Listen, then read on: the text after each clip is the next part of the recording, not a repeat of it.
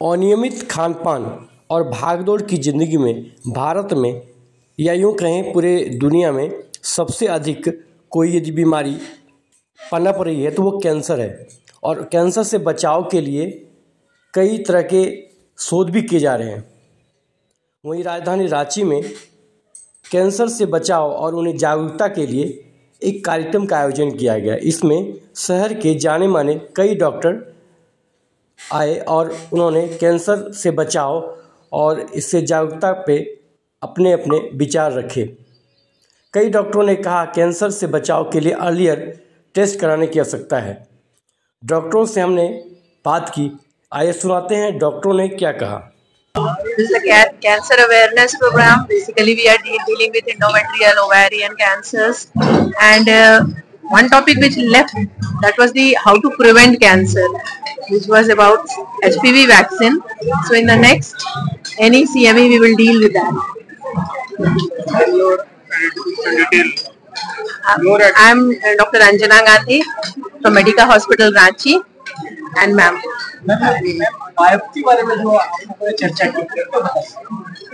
Biopsy basically required होता है कभी भी अगर आपको पेशेंट को कैंसर के डायग्नोसिस के लिए ही बायोप्सी रिक्वायर्ड है। और कीमोथेरेपी कम्प्लीटली बेस्ड है कि कौन सी कीमोथेरेपी चलेगी, किस तरह की चलेगी, ये बायोप्सी पे ही डिपेंड करता है। अभी जो यूथ है वो बड़ी संख्या में जो है कैंसर से बचाव के लिए क्या उपाय? बचाव के लिए ही मैं बता रही थी कि सर्वाइकल कैंसर के केस में आप ह्यूमन पैपिलोमा वायरस की जो वैक्सीन आई हुई है उसको यूज कर सकते हैं। 9 to 15 इयर्स एज ग्रुप में 2 डोजेज हैं, and then up to 35-45 years तक आपके 3 डोजेज के आते हैं, तो वो लिया जा सकता है। बचाव के लिए यही है अभी फिलहाल तो। ये अभी कैंसर अवेयरनेस ये बहुत अच्छा इंटरेक्शन रहा, जिसमें हम लोग को सबको पता लगा कि आजकल कैंसर के अवेयरनेस पहले से बड़ा है, लेकिन हम लोग को इसमें और जरूरत है अवेयरनेस बढ़ाने का। रिमोट एरियाज में अभी भी हम लोग देखते हैं जो लेडीज है बहुत लेट टर्न अप करती हैं, जिसमें हम लोग बहुत ज्यादा उन लोग को हेल्प नहीं कर पाते हैं। बस वही ऑन्को सर्जन के पास भेजे, रेडियो ऑन्कोलॉजिस्ट के पास भेजे, वी कांट डू मच। हम लोग को बहुत दुख लगता है पर वो लोग टर्न अप नहीं करती है। उन लोग इतना टैबू ये है कि अगर ब्लीडिंग हो रहा है उसको, मानिए वो 50-55 साल है जो कि कायदा से मिनोपॉज होना चाहिए, उसको में मतलब मासिक खत्म होता है, तो लेकिन बहुत सारी लेडीज है जो कि सोचती है बंद हो जाएगा, पर वो नहीं होता। वो लोग को आना चाहिए, जिसमें हम लोग अर्ली उन लोग को डायग्नोसिस करेंगे। पैप स्मेयर होता है कि फिर HPV आजकल आया है PCR टेस्टिंग, जिसमें पता लगेगा कि कैंसर वाला उसके पास उसमें है स्ट्रेन की नहीं। अगर अर्ली पता लगा तो उसको हम लोग उसका अकॉर्डिंगली ट्रीटमेंट करेंगे। और जैसे डॉक्टर अंजना बोल रही थी, आजकल कैंसर अवेयरनेस हम लोग फॉक्सी के माध्यम से, रांची के ऑब्स्टेट्रिक सोसाइटी के माध्यम से हम लोग करते हैं कि उसको कैंसर सर्विक्स का वैक्सीन दो। पर हम लोग का मेन जो पॉपुलेशन है वो लोग उतना अफोर्ड नहीं कर सकते। 3-3.5 हजार का एक है, और उसका अगर 9 साल से लेके 15 साल तक हम लोग 2 ही डोज देते हैं, 0 और 2 मंथ्स। और लेकिन फिर 15 साल के ऊपर से लेके 45 इयर्स तक हम लोग कैंसर देते हैं 3 डोज। सो नेचुरली उसका कॉस्ट ऑफ एक्सपेंस तो बढ़ेगा, उतना अफोर्डेबल नहीं है। इसलिए हम लोग बहुत ट्राई कर रहे हैं कि गवर्नमेंट इसमें हम लोग को हेल्प करे, जिससे हम लोग कैंसर अवेयरनेस के लिए उन लोग को, बच्चा सबको और लेडीज को बचाए, और उन लोग को अवेयर करेंगे कि तुम लोग उसको कैंसर सर्विस वाला इंजेक्शन लो। उससे अगर मानो 3000 रुपया तुम अगर कोई चीज में खर्च करती हो तो अपने लिए भी, सेल्फ के लिए, जब तक अभी हम लोग उसको हेल्प नहीं कर सकते, तो इसलिए हम लोग इसमें गवर्नमेंट से भी आग्रह करते हैं कि तुम लोग हम लोग को सब्सिडाइज्ड रेट्स में वैक्सीन दे दो, जिससे हम लोग आम पब्लिक को वैक्सीनेट कर सकते हैं, जिससे उन लोग को आगे चल के यंगर जनरेशन से लेके 45 इयर्स तक कैंसर सर्विस से बच सकते हैं, जो कि बहुत कॉमन कैंसर है। बाद में जैसे आज बात हुई ओवेरियन कैंसर, एंडोमेट्रियल कैंसर, बच्चेदानी का अंदर का गर्भाशय का, फिर ओवरी का अंडा वाला, तो उस पर काफी अच्छा डिस्कशन हुआ। लेकिन वो सब जबकि लोग बहुत अच्छा से इंटरेक्शन हुआ कि बहुत अच्छा नया टेक्निक सब कोई जान गया कि कैसे उसको करना चाहिए। लेकिन अर्ली डायग्नोसिस बेस्ट है, जो कि हम लोग अवेयरनेस से कर सकते हैं। जैसे गांव-गांव में जाके उन लोगों को करें, अगर ज्यादा भी डिस्चार्ज है, तुमको बहुत ज्यादा गंदा महक आ रहा है मासिक के रास्ता से, तो उसको हम लोग को उन लोग को करना होगा अवेयर कि जरा भी है उसको लाइटली नहीं लो कि अरे होगा कुछ है बाद में जाएंगे, बाद में जितना अर्ली आएगी देखनी उतना उसको हम लोग हेल्प कर सकते हैं। रूरल एरिया में जो है अवेयरनेस कैंप चलाने की, हाँ हम लोग बहुत सारा कैंप्स होता है, बहुत सारा कुछ NGO है वो लोग करता है। कैंसर स्क्रीनिंग रॉक्स का भी होता है, जैसे हम लोग का main federation of obstetrics gynaecological society है, हम लोग जैसे एनीमिया अवेयरनेस प्रोग्राम उसमें सब लड़की लोग को इरेस्पेक्टिव ऑफ एज से उसको हम लोग आयरन उसमें गवर्नमेंट का भी इनिशिएटिव रहता है। हमने यहाँ दो पहलू पे हमने इसको डिस्कशन को लेके गए। एक कैसे कैंसर को प्रिवेंट कर सकते हैं बाई सर्वाइकल कैंसर वैक्सीनेशन। ये महिलाओं को कैंसर रिलेटेड एक CME था जिसमें शहर के जितने भी जाने माने गायनेकोलॉजिस्ट थे, जो रिम्स की HOD थी, जो हमारे जो पैनलिस्ट और TMH वाराणसी से आए हुए थे, और भी जो प्रोमिनेंट गायनेकोलॉजिस्ट है जो दूसरे बड़े हॉस्पिटल रांची में है वो लोग आए हुए थे। तो डिस्कशन ये हुआ कि कैसे हम पेशेंट का पलायन रोके, कैसे सबसे पहले तो कैसे कैंसर ना होने जो वैक्सीनेशन और लाइफस्टाइल चेंजेस के थ्रू होता है, लाइफस्टाइल चेंजेस के थ्रू हम करें। अगर मान लीजिए किसी को कैंसर हो भी जाता है तो हम कैसे उसका एक टीम वर्क की तरह काम करें कि गायनेकोलॉजिस्ट ने अगर कैंसर डायग्नोस कर लिया तो उसका सही टाइम पे इलाज या उपचार सही तरीके से हो, और जिससे पेशेंट का पलायन दूसरे राज्यों में और उनको जो स्टैंडर्ड ऑफ केयर होता है जो दूसरे स्टेट्स में होता है या किसी भी एपेक्स इंस्टीट्यूट में होता है, तो रांची में भी हम उसी तरह का एक ट्रीटमेंट अपनी महिलाओं को दे सके, जिससे जो है जो कैंसर का एक नाम से डर होता है वो डर को हम किसी तरह खत्म कर पाए। तो हमने यहाँ पे 2-3 केस डिस्कस किए जो ये महिलाएं दूसरे राज्य के थी, जैसे बिहार की, बंगाल के पेशेंट्स थे, जिनको हमने पूर्णतः जो अपने रांची के डॉक्टर्स हैं उनके साथ मिलकर ये मैनेज किया।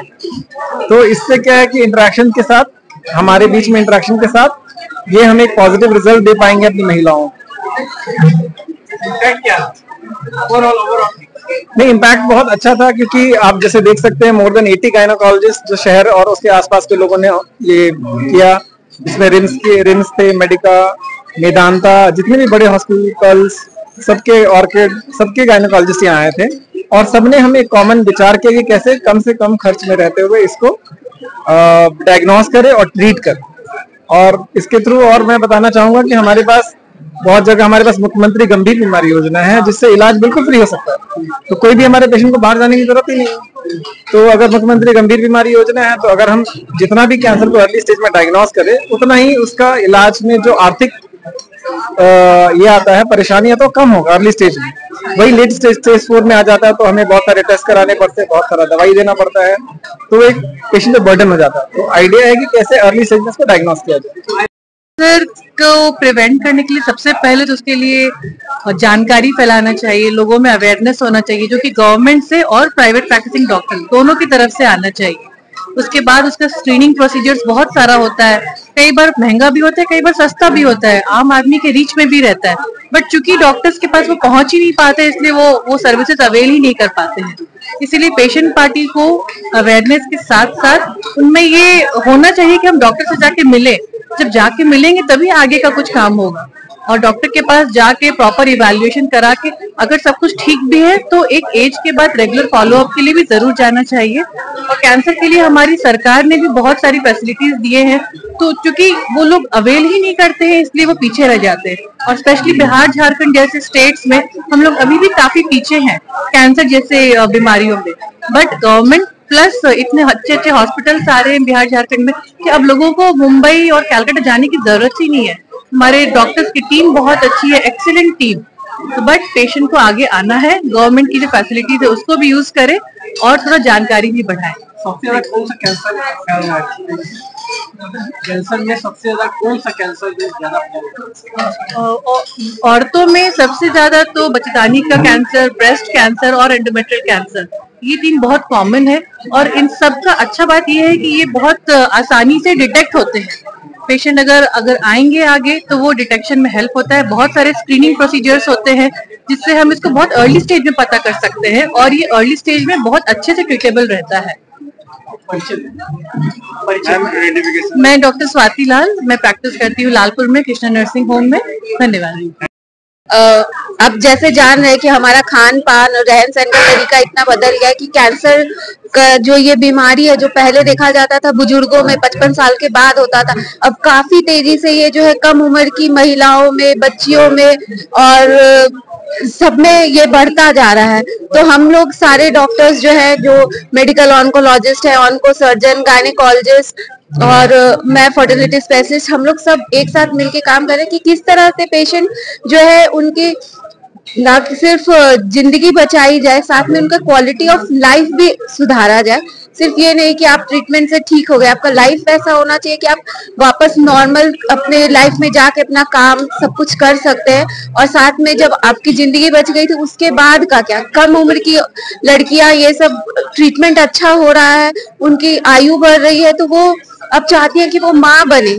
तो ये सब में गाइड करना जो बहुत इम्पोर्टेंट चीज है। विदेशों में ये सब का बहुत चलन है कि कोई भी अगर है, चाहे मेल हो फीमेल हो, कहीं का भी कैंसर है, उनको बताया जाता है कि ये कैंसर से आपके जो आपका परिवार होगा या बच्चे होने की जो क्षमता है उस पर क्या असर होगा, या ये उसकी ट्रीटमेंट से आपको क्या नुकसान हो सकता है, हम लोग इसको कैसे बचाएं। तो मैं ये आपको बताना चाहूंगी कि हम लोग रांची में ये सब मिलके बहुत अच्छा काम कर रहे हैं हर कोई, और हम सब चाहते हैं कि हमारे जो पेशेंट है झारखंड के, उनको ये सब सुविधा के लिए पैसा खर्च करने के लिए बाहर ना जाना पड़े। जितनी भी टीम है, चाहे मेडिकल ऑन्कोलॉजिस्ट, फर्टिलिटी या और भी ऑप्स, सब बाहर से पढ़ के आके लौटे हैं सब रांची। तो हम लोग आपको विश्व स्तरीय ट्रीटमेंट जो है यही आपको उपलब्ध करा रहे हैं। तो अनअवेयरनेस में लोग बाहर भाग रहे हैं, आपको वो जरूरत नहीं है। जो ट्रीटमेंट आपको वेलोर में मिलेगा, बैंगलोर, दिल्ली, बॉम्बे में मिलेगा, हम सेम ट्रीटमेंट यहाँ दे रहे हैं। और हम लोग सबको गाइड कर रहे हैं कि आप अगर बेबी प्लानिंग करना चाहते हैं तो आप कैसे कैंसर ट्रीटमेंट जब आपका डायग्नोज हुआ उस समय से ही हम लोग उनकी मदद करते हैं। आजकल एग प्रिजर्वेशन, एम्ब्रियो प्रिजर्वेशन और बाद में क्या कैसे फॉलो करना है, ये सब चीजों पे हम लोग गाइड करते हैं ताकि आप एज ए होल पेशेंट का ट्रीटमेंट करें, ना कि सिर्फ एक कैंसर बीमारी का करें, बल्कि एक औरत है, उसके हस्बैंड है, उसका अपना परिवार है। ये जो कैंसर होता है ये हर चीज को डैमेज करता है, ना ही सिर्फ पैसे से बल्कि मानसिक रूप से और इमोशनली भी।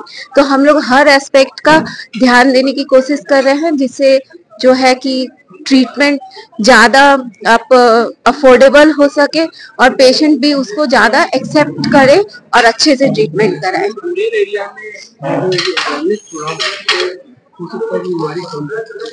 देखिए, रूरल एरिया में अवेयरनेस, जैसा आप कहें, रूरल हो चाहे अर्बन हो, सबसे पहले बीमारी का हर जगह यही होता है, prevention is always better than cure. मैं हमेशा ये हमारे यहाँ सेंटर पे भी लड़कियों को बोलती हूँ। जैसे एक छोटी सी एग्जांपल है, सर्वाइकल कैंसर का वैक्सीन। अरे ये 2 रुपए समझो कि आपका कैंसर ट्रीटमेंट में लाखों लाख खर्च जाता है, एकदम हजारों का वैक्सीन आप लगवाओ ना, आप इतना आपको कैंसर से आपको बचाव मिलेगा।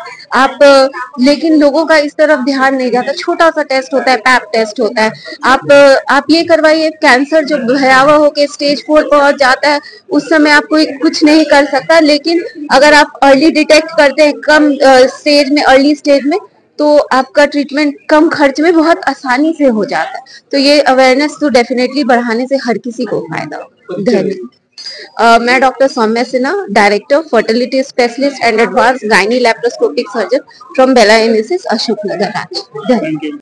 देखिए, कैंसर ऐसी बीमारी है कि कुछ हम लोग मेजर्स ले सकते हैं, कुछ बचाव हम लोग पेशेंट को बता सकते हैं, उसमें कैंसर को कुछ हद तक हम लोग रोक सकते हैं।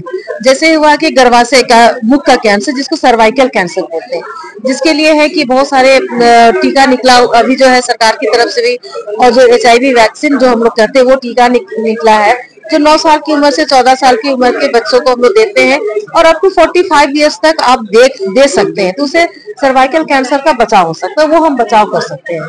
लेकिन आज जो हमने देखा कि ओवेरियन कैंसर हुआ है, जो अंडदानी का जो कैंसर है, तो ओवेरियन कैंसर का वैसा कोई बचाव का टीका अभी तक नहीं निकला है, और वो जब अपने आप पता चलता है, लेकिन जब उसका डायग्नोसिस होता है तो यूजुअली थोड़ा देर हो जाता है। बहुत सारे पढ़े लिखे पेशेंट को भी नहीं पता चलता है कि क्या पेशेंट को यूजुअली कोई खास प्रॉब्लम सुबह नहीं होते, किसी तरह का दर्द नहीं होता है, कुछ नहीं होता है, तो पेशेंट को नहीं समझ में आता है।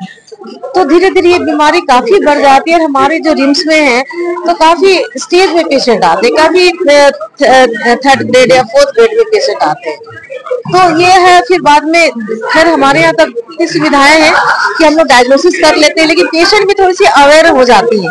अगर भी कुछ भी प्रॉब्लम्स होता है तो सबसे पहले पेशेंट खुद बोलती है कि हमारा अल्ट्रासाउंड करा दीजिए। आज अवेयरनेस है, खुद बोलती है कि मैडम मेरा अल्ट्रासाउंड करा लीजिए, मेरे पेट में दर्द हो रहा है या मेरा पेट बड़ा हो रहा है या कुछ तरह की परेशानी होती है, तो उससे डायग्नोसिस हो जाता है। लेकिन यूजुअली थोड़ा लेट डायग्नोसिस होता है, लेकिन इलाज तो है और सरकार की तरफ से बहुत व्यवस्था है। हमारे रिम्स में हम कैंसर का ऑपरेशन हमारे पास जिस स्टेज में आती है तो हम लोग गायनिकोलॉजिस्ट है, लेकिन हम लोग भी करते हैं, कभी हम ऑन्कोलॉजिस्ट को भी बुला लेते हैं साथ में। जैसे मैंने परसों एक ऑपरेशन किया तो हमने ऑन्कोलॉजिस्ट को बुलाया, डॉक्टर रोहित था, उनको मैंने बुलाया और हम लोग ने मिलकर ऑपरेशन किया। पेशेंट अभी ठीक है। या कुछ अभी एक पेशेंट बिरहोर पेशेंट हमारे यहाँ एडमिट हुई है, वो उनका 4th ग्रेड सर्वाइकल कैंसर लग रहा है। मैंने सोची गांव देहात से थी, उसको कोई खास प्रॉब्लम्स नहीं हो रहा थी या थोड़े बहुत प्रॉब्लम्स हो रहे थे, तो वो उसको अपना अवॉइड कर रही थी।